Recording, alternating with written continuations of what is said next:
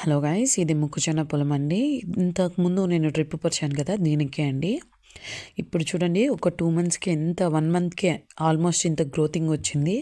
మనం చేసిన కష్టము ఇలా ఉంటుంది. తర్వాత ఏం తెలుస్తుందా అండి, ఇది పంట వచ్చి చేతికి డబ్బులు వచ్చాలకి మనకి అంత బాధ అనిపిస్తుందంటే, మనం పెట్టిన పెట్టుబడి కూడా రాని పంటలు చాలా వరకు ఉన్నాయండి. మేము ఇంతకుముందు దోస పెట్టాము.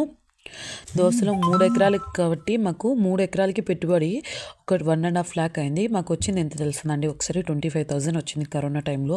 చాలా బాధ అనిపిస్తుంది. కానీ ఏ పంట అయినా నోటికి వచ్చేటప్పుడు చేతికి అందదంటారు.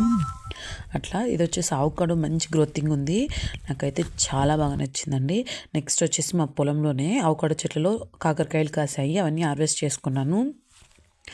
పంటలు అనేటివి ఏం తెలుస్తుందా అండి, తలరాత.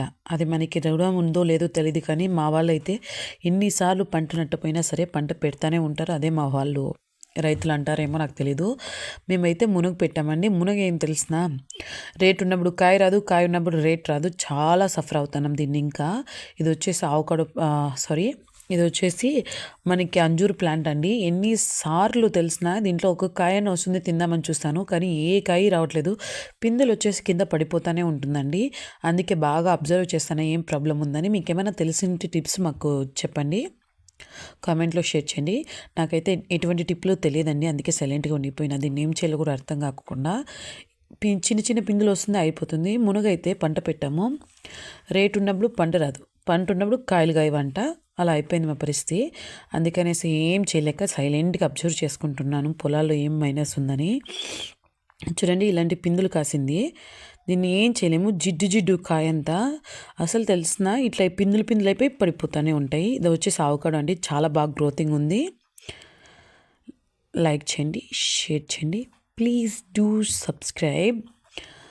మీకు ఇంకోటి చెప్పాలా, ఇది మహాగని చెట్టు అండి. చాలా బాగా గ్రోత్ ఉన్నాయి. ఆల్మోస్ట్ 20 feet వరకు అయిపోయినాయి 1 yearలోనే. చాలా బాగా గ్రోతింగ్ వచ్చింది. నాకైతే చాలా బాగా నచ్చింది. దీనికోసం ఏమీ ఇంతవరకు మందులు ఎరువు ఒకటే వేసాం, పేడెరువు. తర్వాత ఏ మందులు వేయలేదు. చాలా బాగా గ్రోతింగ్ వచ్చాయండి. అక్కడొకటి ఆవకాడో చెట్లు చచ్చిపోయాయి, మిగిలినటువంటి సూపర్గా ఉన్నాయి తెలుసా. మునక్కాయలు ఇప్పుడు చిన్న చిన్న పిందులు వస్తున్నాయి, ఆ వచ్చాలకి రేట్ తగ్గిపోతుంది. ఆల్మోస్ట్ మనకి ఉండేది మామూలుగా. ఇది వచ్చి కాకరకాయ అండి, మేము పెట్టలేదు, అవంతకవే అక్కడక్కడ పడిపోయాయి. ఎంత బాగా కాసాయో చూడండి. ఇవన్నీ పీక్కొనేసి మేము కిందికి అలాగే వస్తున్నాం. చూడండి ఎంత బాగున్నాయండి కాయలు. ఇవి చిన్న కాయలే